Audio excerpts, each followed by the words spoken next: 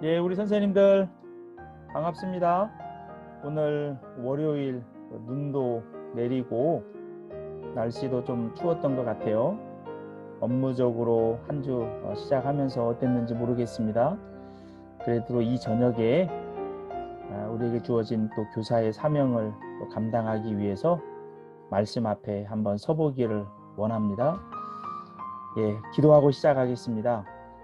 참 좋으신 하나님 감사합니다. 우리 귀한 선생님들 중고등부 청소년들을 섬길 수 있도록 교사로 세워주시니 감사합니다. 우리에게 연약함과 부족함이 있습니다. 우리 하나님께서 날마다 성령과 지혜로 충만케 하여 주셔서 어떻게 하면 우리 아이들을 견고한 하나님의 사람으로 세울 수 있을까? 끝없이 고민하며 나아갈 수 있도록 주께서 친히 이끌어 주시고 이 사명 감당하면서 우리 선생님들의 신앙도 성장하고 우리 선생님들이 주 안에서 행복감 속에서 이 사명 감당할 수 있도록 선생님들의 모든 상황도 복의 복으로 이끌어 주시기를 원합니다. 오늘 말씀 앞에 섭니다. 말씀이신 하나님이 친히 우리를 가르쳐 주시길 원합니다. 예수 그리스도의 이름으로 기도합니다. 아멘. 예, 오늘 우리가 이제 하나바이블 3과 들어갑니다. 3과의 제목은 이제 말씀을 따라서라고 하는 제목이에요. 주어진 본문은 창세기 2장 8절에서 17절까지 말씀입니다. 우리가 창세기가 1장도 창조에 대한 이야기가 나오고 2장도 창조에 대한 이야기가 나오죠. 이 부분의 차이는 1장은 전체적인 창조를 보여준 부분이라면 2장은 사람 쪽에 좀 포커스를 맞춰서 말씀을 풀어가는 그런 부분이에요. 그러니까 카메라가 1장에서는 전체를 보는 거죠. 그러다가 2장에 와서 이제 사람 에덴 동산 그쪽으로 줌인 해가지고 들어가는 형태입니다. 오늘 에덴 동산에 대한 묘사가 나와요. 에덴 동산은 하나님의 집과 같은 곳입니다. 이 땅에 있는 하나님의 발등상이라고 표현할 수 있어요. 그 집에 아담과 하와를 새 들게 하는 거죠. 그 내용을 잠시 한번 살펴보기를 원합니다. 우리 그 공과에서 추천하는 찬양이 3곡 정도 되는데 그 중에 하나가 이 찬양이더라고요. 주님 말씀하시면 내가 나가리라. 우리 예전에도 한번 이 찬양 한번 해봤어요. 한번 이 찬양의 가사가 참 좋은 것 같아요. 우리 하나님께서 말씀하시면 나아가고 또 하나님의 뜻이 아니면 멈춰서고 우리 교회가 속해 있는 그 신학이 개혁주의 신학이라고 합니다. 말씀이 가라하는 곳까지 가고 말씀이 멈추라는 곳에서 멈추는 것.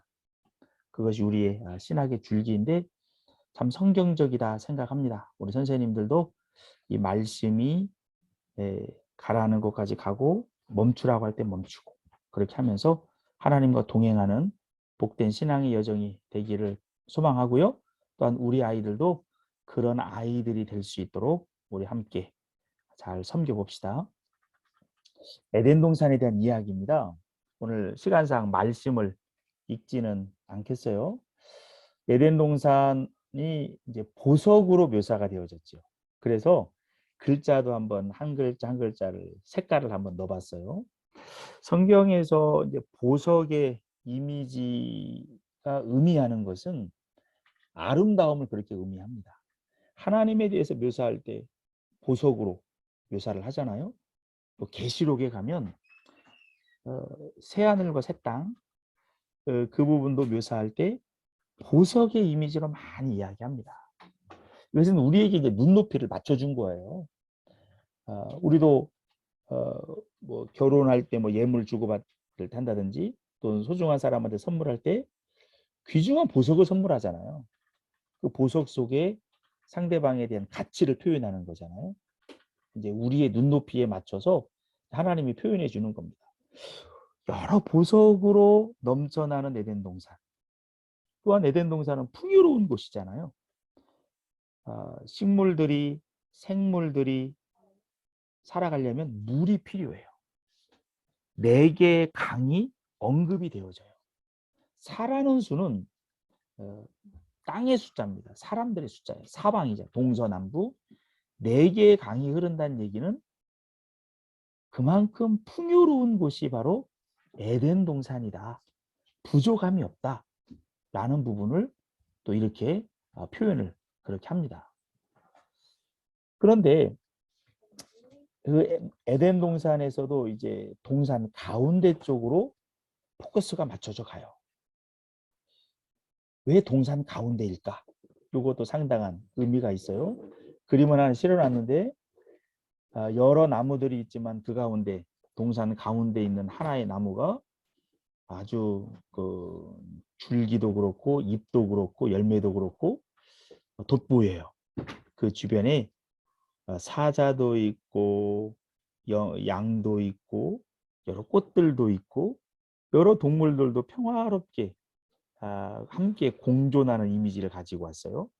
그리고 좌측 하단에 동산 한가운데 하나 딱 돋보이게끔 그 이미지를 하나 가지고 왔습니다. 자, 이것이 한편에 우리에게 갖는 의미가 무엇이냐라고 하는 거죠. 지금 있는 사진도 가운데 아마 아담과 하와가 기대고 앉아 있는 나무가 아마 선악을 알게 하는 나무로 표현해 볼 수 있지 않을까 싶기도 해요. 얼룩말도 있고 뭐 공작새도 있고 사자도 있고 양도 있고 평화로운 분위기 속에서 있는 모습이에요. 자, 그런데 이 선악을 알게 하는 나무, 또한 생명나무가 동산 한가운데 있다라고 하는 것이에요. 이게 어떤 의미냐? 에덴 동산에서 아담과 하와가 하나님과 동행하면서 대화도 하고 산책도 하잖아요. 그리고 여러 동물들도 아담과 하와에게 자연스럽게 와서 왕으로 대접을 해줍니다. 어떤 동물들도 아담과 하와에게 해를 끼치지 않아요. 가라 하면 가고 오라 하면 옵니다. 그럴 때 아담이 한편에 그런 생각할 거 아니겠어요? 야, 나는 역시 대단한 존재야. 나는 이 모든 걸 다스릴 수 있어. 나는 왕, 나는 왕, 나는 왕자다. 이런 노래도 부르면서 한편에는 하나님 앞에 감사할 수도 있지만 자칫 잘못하면 자기가 모든 것을 다스릴 수 있고 내 위에는 어떤 누구도 없다라고 하는 생각을 할 수도 있잖아요. 에덴 동산의 아담은 분명히 오늘날 우리가 죄를 지은 우리와는 상황은 다릅니다. 그러나 하나님처럼 완전하지는 않아요. 이건 굉장히 중요한 겁니다. 하나님은 완전합니다. 그분은 거룩하고 죄가 없지요. 그러니 실수가 없어요. 그러나 아담은 하나님의 형상으로 지음받은 아름다운 모습은 있지만 하나님처럼 완전하진 않아요. 그래서 하나님의 말씀을 들을 필요가 있다고 하는 겁니다. 이걸 알려주는 것이 바로 뭐냐? 동산 한가운데 이 나무를 심어놨다라는 것이에요. 정리합니다. 왕은 왕인데 위임받은 왕이라고 하는 것. 그래서 에덴 동산을 쭉 거닐다가 한껏 그 마음이 부풀어 있을 때 고개를 돌려서 싹 보면 동산 가운데는 어디에서나 보이게 돼 있어요. 에덴 동산 사방에서 어디에서나 보이게 돼 있단 말입니다. 보이는 부분들을 통해서 그렇지. 내 위에 하나님이 있지. 나는 그분의 말씀을 들어야 돼. 이걸 자각시키는 거예요. 하나님은 그래서 이 선악을 알게 하는 나무를 동산 저쪽 구석에 남겨놓지 않았어요. 만약에 동산 구석에 남겨놨다면 하나님은 이 선악을 알게 하는 나무를 통해서 아담과 하와를 괴롭히기 위해서 이 나무를 만들었지 않았나? 오해를 받을 수가 있어요. 그러나 그렇지 않아요. 동산 한가운데 놨다라는 부분을 통해서 결코 우리를 넘어뜨리기 위해서, 유혹하기 위해서 이 나무를 만들지 않았다라는 거예요.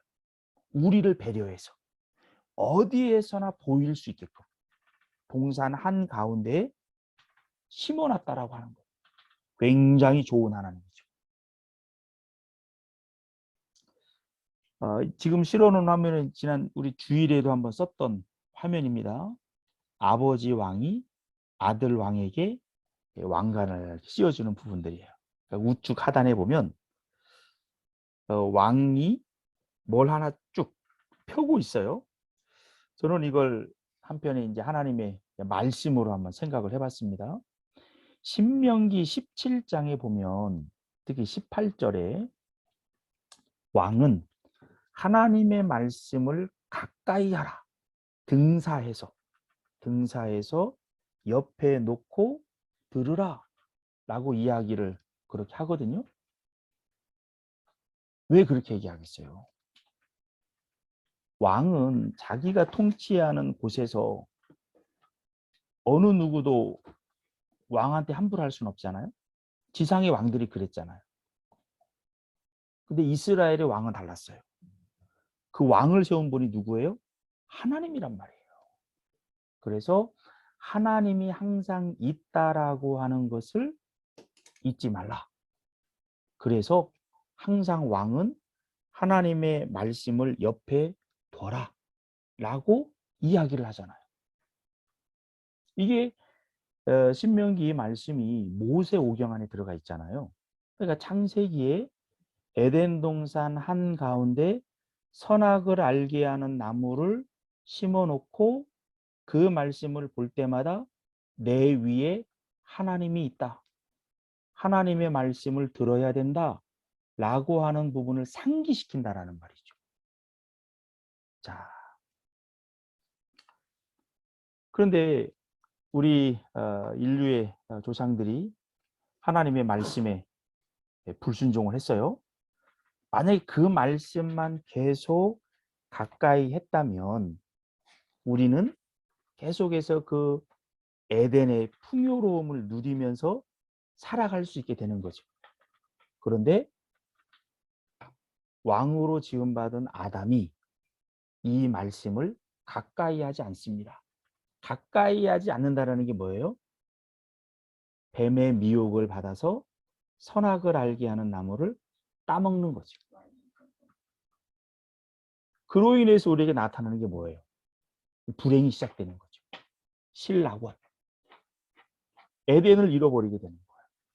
그러면서 결국 추방을 당하잖아요.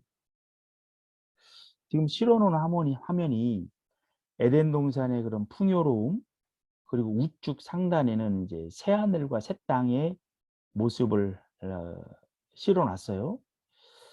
한편에 여기서 우리가 볼 부분이 우리 지난 시간에 살짝 언급을 했는데요.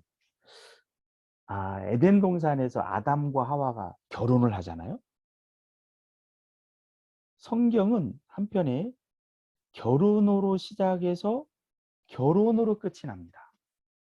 맞죠? 조용수 선생님, 저 소리가 자꾸 울리는데,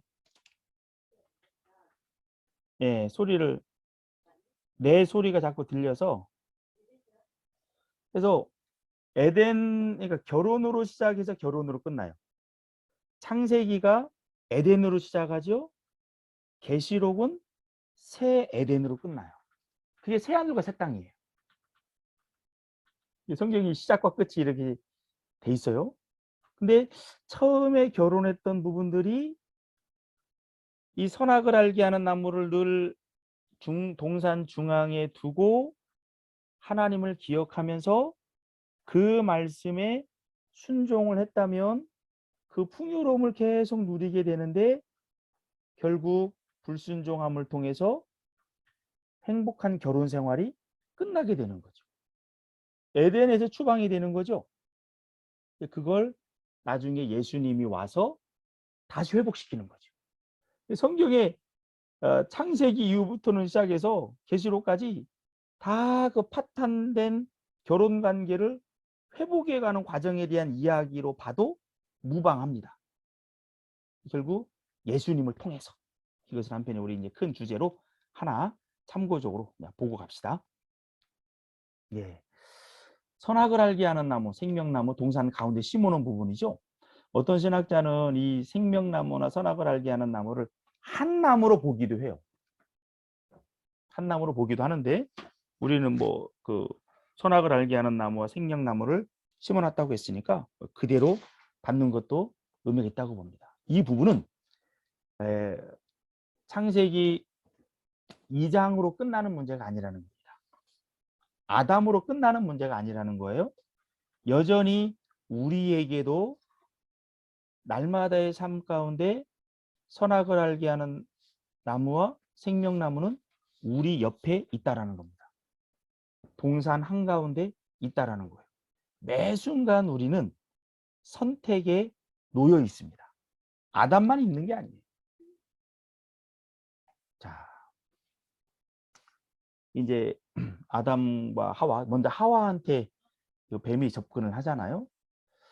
그래서 뱀이 오늘날 뱀처럼 이렇게 해놨는데, 우리 이제 어떤 전승에 보면 이 당시에 뱀은 사람처럼 걸어 다녔다라고 보기도 합니다. 하고 사람과 이제 대화도 했죠. 그래서 저주를 받은 후에 이제 기어 다니는 모습이 나왔기 때문에 저주를 받기 전에 뱀은 사람처럼 걸어 다니지 않았을까? 이렇게 보기도 해요. 그리고 뱀은 오늘날 우리에게는 굉장히 징그러운 모습으로 나타나죠. 그런데 아마 아담과 하와에게 가장 친근했던 존재가 뱀이었을 것으로 생각해 볼 수 있어요. 왜냐하면 가장 친근한 부분을 통해서 유혹은 들어오거든요. 전혀 상관없는 것을 통해서 유혹이 들어오진 않잖아요. 우리 삶에도 이렇게 보면. 그래서 뱀을 우리가 이제 그렇게 볼 수도 있습니다.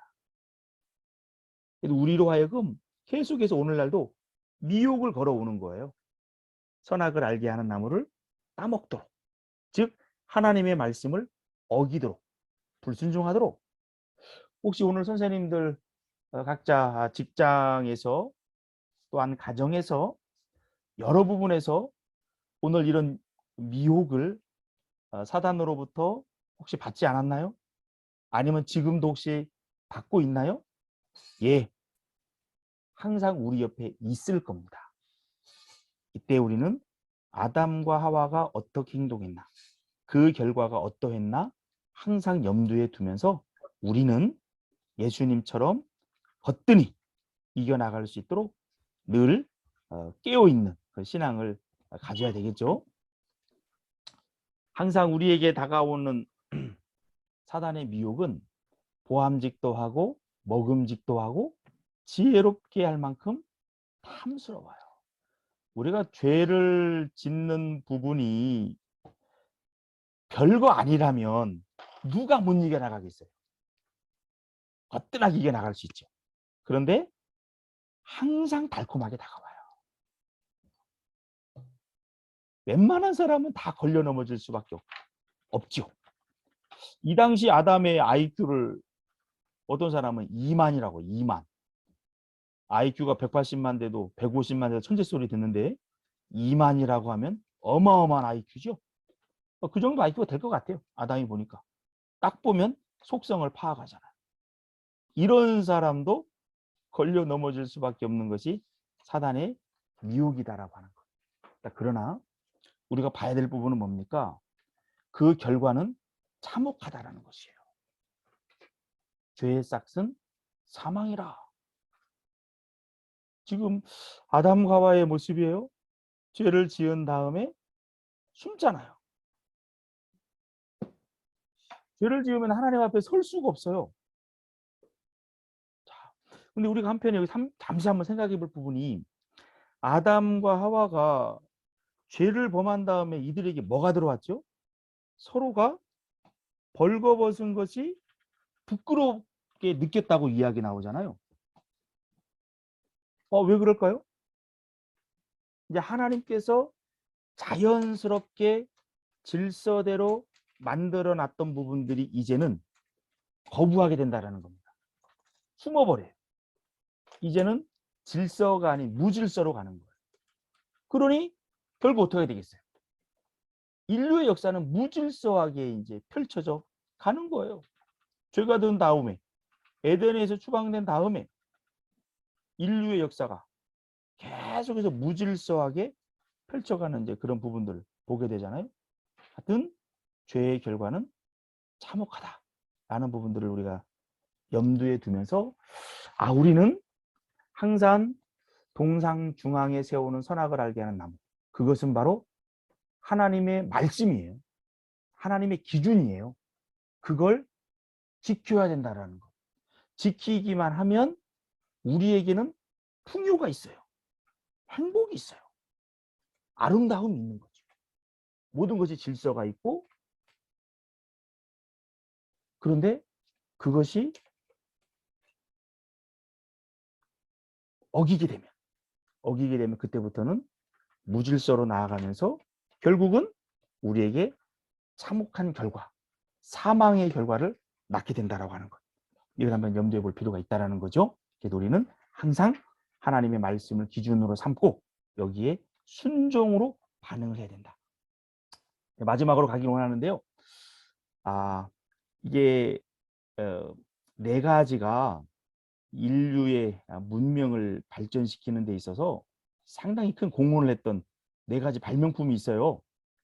이게 아마 이제 중국에서 이 부분들을 발명했다 이렇게 보기도 하는데 뭐 이견도 있기도 합니다. 하나가 뭡니까? 나침판이죠. 나침판이 있음을 통해서 이제 항해, 바다를 향해 나아갈 수 있는 길이 열린 거죠. 하나는 이제 화약이 있으므로 이제 전쟁에 있어서 전쟁의 양상이 달라지죠. 화약이 있으므로 인류가 새로운 단계로 나아가는 데 있어서 큰 역할을 했습니다. 또 하나가 이제 종이죠. 종이를 통해서 그전에 뭐 파피루스라든지 이런 데 기록을 했잖아요.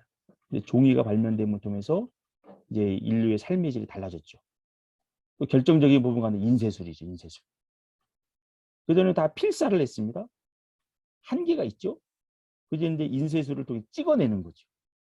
우리가 성경도 오늘날 많이 보급되게 한 부분들이 인쇄술의 영향이거든요. 이러한 부분들도 인류의 문명을 발전시키는 데 있어서 참 큰 공헌을 한 부분이에요. 이걸 할 수 있는 우리의 근거가 뭡니까? 창조의 하나님이죠. 창조의 하나님이 그 창조성을 우리 가운데 넣어줌을 통해서 우리는 새로운 것을 발명할 수 있는 지혜를 갖게 됐어요. 하나님의 형상이 아름다운 모습이죠. 죄를 지은 다음에도 우리 가운데 이 형상은 여전히 남아있는 부분이 있습니다. 참 좋은 거죠. 한편에는. 그런데 우리 가운데 어떻게 합니까? 죄가 들어온 결과 결국 그 부분들이 때로는 우리의 문명을 파괴시키기도 하잖아요. 이게 우리가 1차, 2차 이제 세계대전을 통해서 이제 겪게 된 우리가 부분이에요. 인간은 어쩔 수 없는 죄인의 모습이 있구나. 죄는 우리에게 참혹한 결과를 낳는구나. 결국 죄는 말씀을 떠났기 때문에 나타나는 결과잖아요. 선악을 알게 하는 나무, 따먹었기 때문에 나타나는 결과다라고 하는 것. 이 부분들을 염두에 두면서 우리는 다시 한번 말씀 앞에 우리 자신을 세워야 된다. 이 부분으로 결론에 나가야 되겠죠. 그래서 말씀을 따라서라고 아마 3과 제목을 정한 것으로 보여져요. 자, 마지막입니다. 제가 그림 하나 가져왔습니다. 우리가 마천루라고 하죠. 스카이 스크레이퍼. 고층 빌딩이 쫙 서 있어요. 어느 한 사실은 아마 유럽 쪽인 것 같고 하나는 이제 우리 골드바라고 하는 63 빌딩이에요. 선생님들, 성경에서 최고의 마천루는 어디 갔습니까? 66권 가운데서 아니면 좀 한정할까요? 시편에서. 시편이 그 150편이잖아요. 150편도 다 상당히 숫자적으로 의미가 있긴 한데 한번 시편에서 최고의 맞췄눈은 어디일까요? 정답은 119편입니다. 119편. 시편 119편 보세요.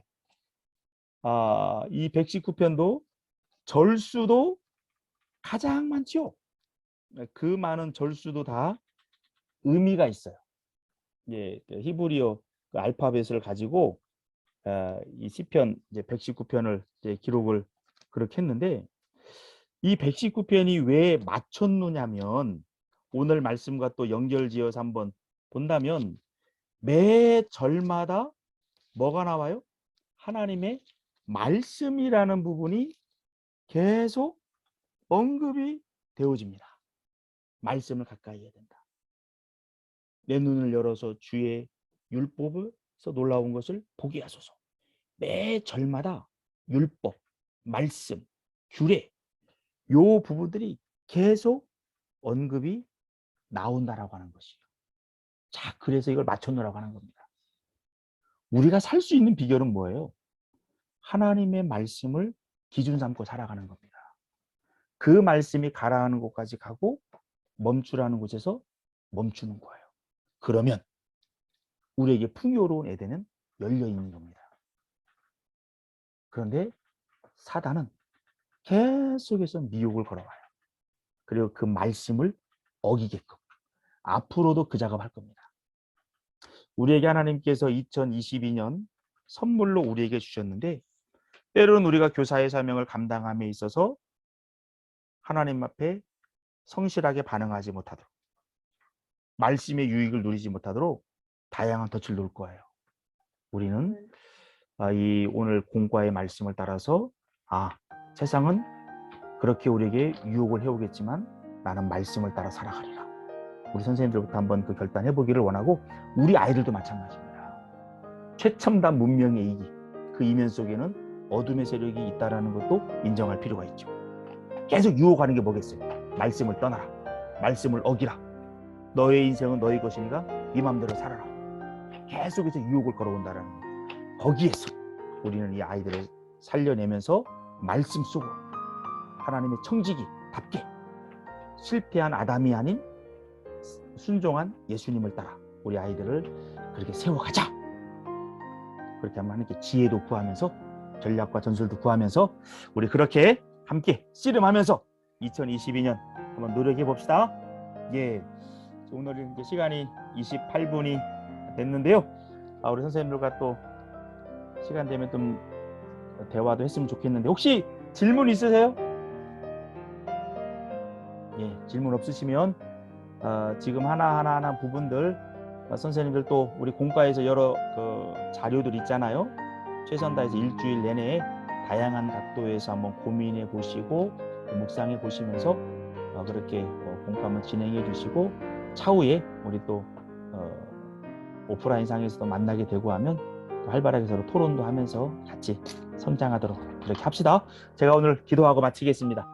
참 좋으신 하나님, 오늘 우리 선생님들과 함께 창세기 2장의 말씀을 따라서 라는 제목 하에서 잠시 말씀을 상고해 봤습니다. 우리 선생님들 이번 한 주간 동안 복의 복으로 함께 해주셔서 하나님의 말씀이 기준이 되고 그 말씀의 순종함을 통해 하나님의 풍요로움을 이번 한 주간 동안 경험할 수 있도록 인도해 주시고, 경험된 그 하나님의 말씀이 우리 아이들에게 온라인 상으로 오프라인 상으로 잘 전달되어 줄 수 있도록, 그래서 우리 아이들도 그래, 우리는 하나님의 말씀을 따라 살아야 돼, 그래야 승리할 수 있어, 이런 고백들을 나올 수 있도록 한 주간도 이끌어 주시길 원합니다. 모든 것 주님께 올려드리며 예수 그리스도의 이름으로 기도합니다. 아멘.